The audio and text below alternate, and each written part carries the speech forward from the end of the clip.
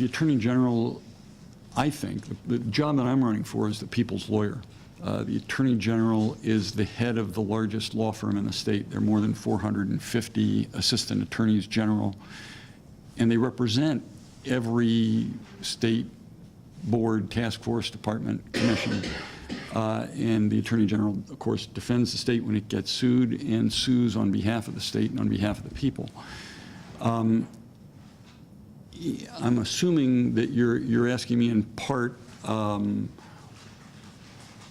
when the Attorney General or what type of counsel guidance the Attorney General is to give those agencies, and in what circumstances the Attorney General defends lawsuits or brings them. So let me say, first of all, it's the Attorney General's job to get the state to obey the law.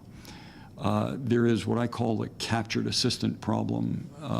The assistant attorneys general are housed throughout the state in the offices of the departments that they represent. So they're in the Department of Human Resources, the Department of Health, the Department of Housing, et cetera. Their offices are down the hall from the secretary. Their salaries are in the budget of those departments, and often they come to view the secretary as their boss. And in fact, the Attorney General is their boss. The secretary is the client. And it's a very important distinction. And the best way to, I mean, the job of the assistants, the job of the office is not just to represent the departments, it's to get them to obey the law.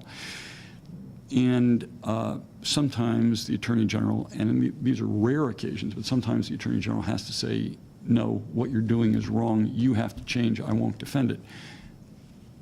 Happens rarely. The best example that I can give you is Steve Sachs, when he was elected, walked into a situation where families of adults with developmental disabilities and mental illnesses were suing or threatening to sue the state because their relatives were being warehoused, were being held in prison-like conditions, walking around in soiled clothes. And the department said, people are picking on us, help. And Sachs said, this is unconstitutional. What you're doing is wrong.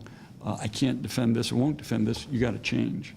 And it led to the deinstitutionalization of the, quote, Sachs people. You know, we haven't finished dealing with the consequences of deinstitutionalization, as you can tell just by walking up and down or driving down the roads of Baltimore. But